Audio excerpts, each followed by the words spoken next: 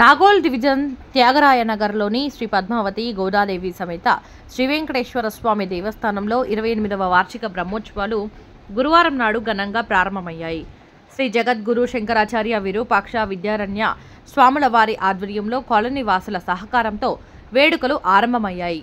మొదటి రోజు గోపూజ, విశ్వక్సేన ఆరాధన, ధ్వజారోహణం, గరుడ బలి, విష్ణు సహస్రనామ పారాయణం, మంత్రపుష్పం వంటి కార్యక్రమాలు భక్తి శ్రద్ధలతో జరిగాయి. శుక్రవారం హవనాలు, అన్న సంతర్పణం, నామ సంకీర్తన, శనివారం శ్రీవారి కళ్యాణం, నాదస్వర కచేరీ, ఆదివారం విశేష పూజలు నిర్వహించనున్నారు. సోమవారం నాడు మహాపూర్ణాహుతి, చక్రస్నానం జరగనున్నాయి. భక్తులు, కాలనీ వాసులు పెద్ద ఎత్తున పాల్గొనాలని ఆలయ నిర్వాహకులు కోరారు.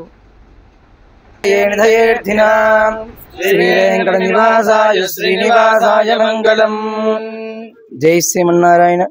శ్రీ భూనీల మంగా సమేత శ్రీ శ్రీనివాస స్వామి వారి యొక్క ఆలయంలో చక్కగా వార్షిక బ్రహ్మోత్సవాల్లో భాగంగా పాంచాణిక బ్రహ్మోత్సవాలు అంటే 5 రోజుల్లో బ్రహ్మోత్సవాల్లో భాగంగా మొదటి రోజు అంటే ఈరోజు మొదటిగా ఉత్సవాంగ స్నపనం అంటే ఉత్సవం ప్రారంభమయ్యే ముందు చక్కగా స్నపనం చేసుకొని అభిషేకము చేసుకొని మరలా ఈనాటి పూట మనము చక్కగా విశ్వక్సేన ఆరాధన, పుణ్యాహ వాచనము, రక్షాబంధనము, మృత్సంగ్రహణము, అంకురార్పణ, గరుడపట ఛాయాదివాసం పూర్తి చేసేసుకొని చక్కగా స్వామికి గోష్ఠి మరియు తీర్థ ప్రసాదాలు పూర్తి చేసుకొని ఈ యొక్క బ్రహ్మోత్సవంలో భాగంగా రేపటి నుండి హవన కార్యక్రమాలు మొదలవుతాయి అన్నమాట. అంటే చతుస్థానార్చన అంటారు. అంటే స్వామిని 4 స్థానాల్లో అర్చించారంట. ఏ స్థానం అంటే బింబము, కుంభము, మండలము, కుండము. కుండం అంటే మీ అందరికీ తెలిసిందే, హోమగుండంలో అగ్నిని ఆరాధించుట.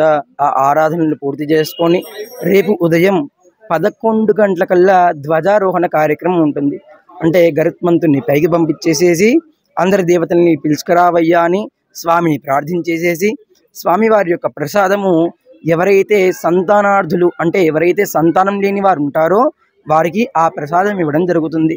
రేపు పొద్దున ఈ కార్యక్రమం పూర్తి చేసుకొని మరలా సాయంత్రము దేవతాహ్వానము, భేరీతాడనము మరియు తీర్థప్రసాద గోష్ఠి స్వామివారికి యథావిధిగా ఉంటుంది.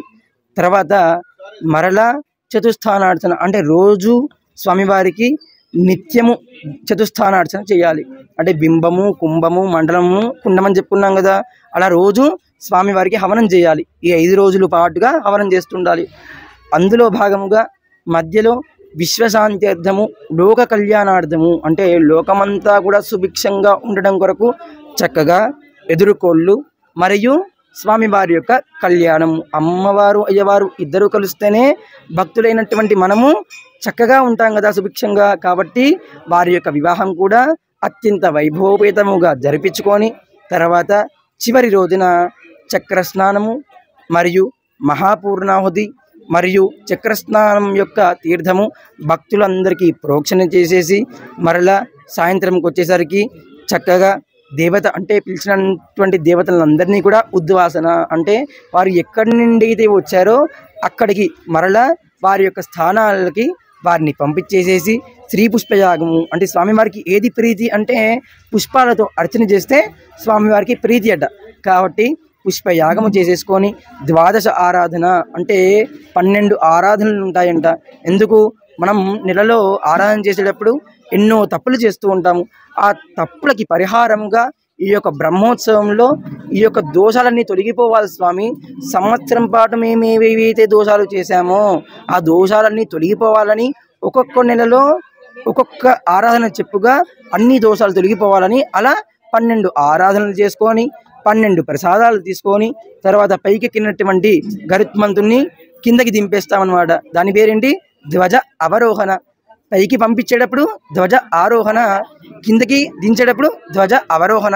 అది కూడా పూర్తి చేసుకొని స్వామివారిని 7 ప్రదక్షిణలు తిప్పి మనం కూడా ప్రదక్షిణ చేస్తూ చక్కగా వేద విన్నపాలు చెప్తూ ఆ యొక్క ధ్వజ అవరోహణ కార్యక్రమం కూడా పూర్తి చేసుకొని మరలా స్వామివారికి తీర్థ ప్రసాద గోష్ఠి మనమందరం కూడా తీర్థ ప్రసాదాలు తీసుకొని చివరికి స్వామివారిని చాలా చక్కగా పడుకోబెట్టి స్వామివారి యొక్క అనుగ్రహము కలిగి ఈ యొక్క బ్రాహ్మణులు ఎవరైతే ఉన్నారో అంటే పూజ చేసినటువంటి పూజారి గారు ఎవరైతే ఉన్నారో వారు అందరి చేత భక్తులు ఆశీర్వాదం తీసుకొని ఎవరి ఇంటికి వారు చక్కగా వెళ్ళిపోవుగాక.